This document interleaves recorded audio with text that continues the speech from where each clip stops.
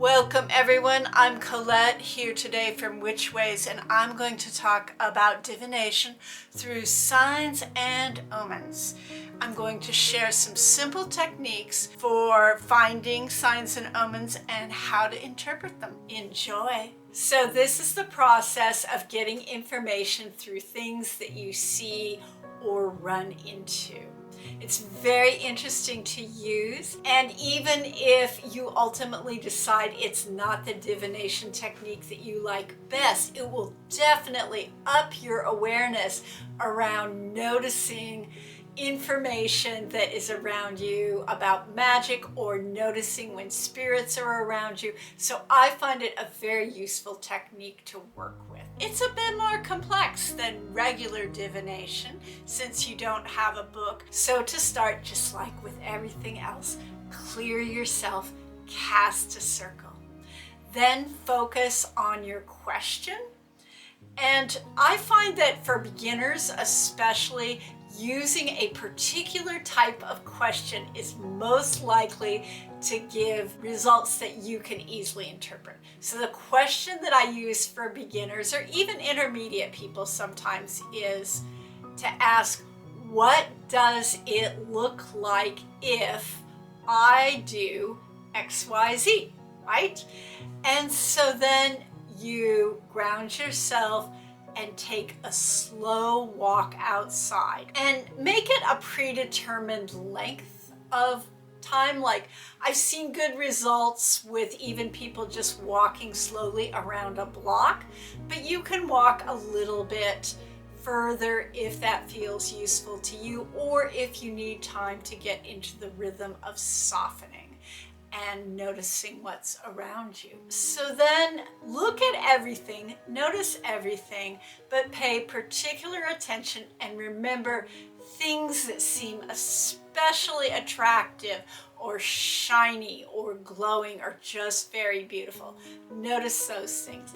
Also give very particular attention to anything that directly crosses your path, like another human or an animal, or an incident that happens when you're crossing a street. Just anything that literally crosses your path is very useful information. And so continue collecting, and if your mind wanders and you start thinking, just take a few breaths and bring yourself back and re-ask your question and keep walking. Then when you're done, come back, write it down, and then you get kind of an overview of like, well, overall, did it feel like a good experience? If overall it felt like a good experience, that means that your choice is probably going to be a good experience for you.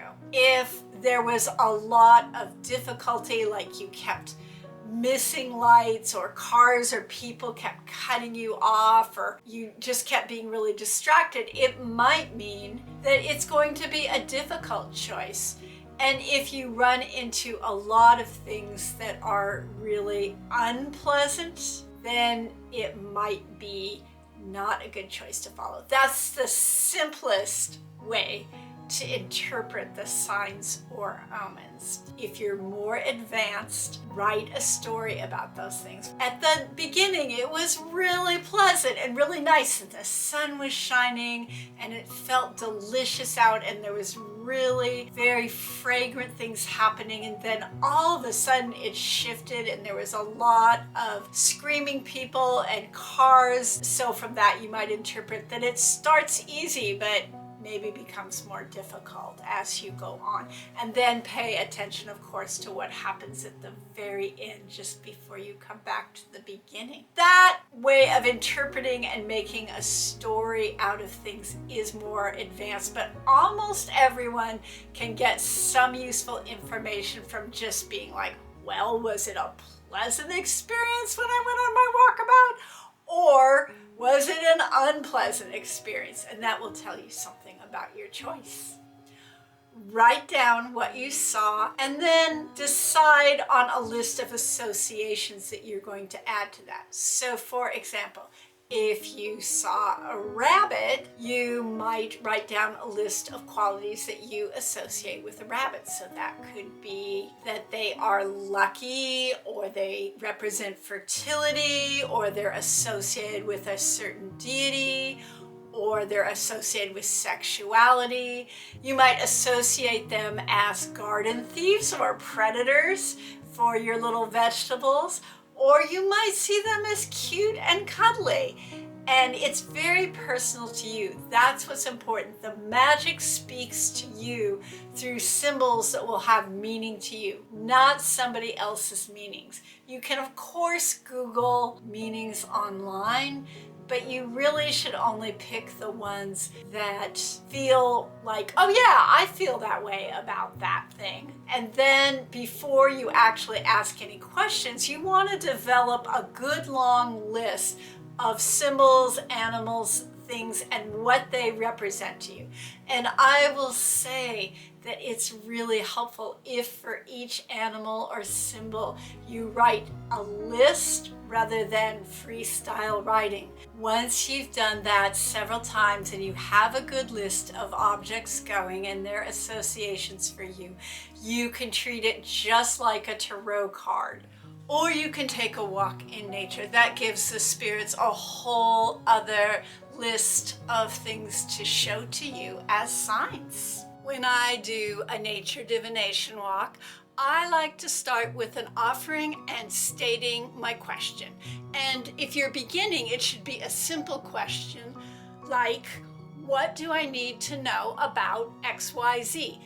Then go for a walk in nature and just look everywhere and notice any patterns, animal shapes, actual animals, and pay particular attention to anything that physically crosses your path. Notice what you saw, write it down. Once you've written it down, you can use each thing you saw like a tarot card or an oracle deck card. So for example, I saw a rabbit and that means good luck to me. Or you can read through the list of meanings that you have written down for yourself and decide which ones jump out at you that particular day. Say, okay, so what I need to know is that this is a lucky endeavor. And then you go on to your next symbol or thing that you saw, treating each thing like it is a card, using your list of associations to get a meaning. Another way to work with signs in nature that might be a little simpler is to put some kind of structure around those signs. So for me, the easiest way to do that is to pick Underworld, Middle World, and Overworld. So for Underworld, you look at patterns on the ground or in the cracks below trees or in caves, and the underworld represents subconscious information that needs to come to the surface. It can represent information that you need to know that you didn't know about the situation. It could represent your fears, but it could also represent what your base is, what your security is, what your knowledge base that you are leading into a situation from. And it will be up to you to decide in the moment or to designate ahead of time which of those things that is going to be. The middle world represents your work in the world and the way things play out in the land of humans and mundane day-to-day existence. And for that, I look at signs and symbols and things that pop out at me from the middle ground, what you can see if you just look around you at eye level in nature. Another thing that might show up in this middle world is any challenges or concerns on the day-to-day level about the thing that you're asking questions about. And then the final place I look for this type of reading is above.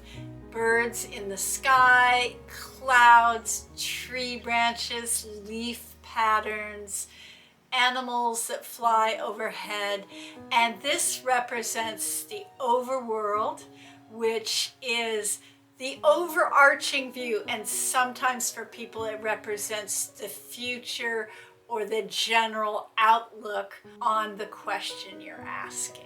Let me know in the comments if you have ever worked with signs and omens. Thank you so much for watching. I hope you enjoyed today's video. So until next time, stay safe and be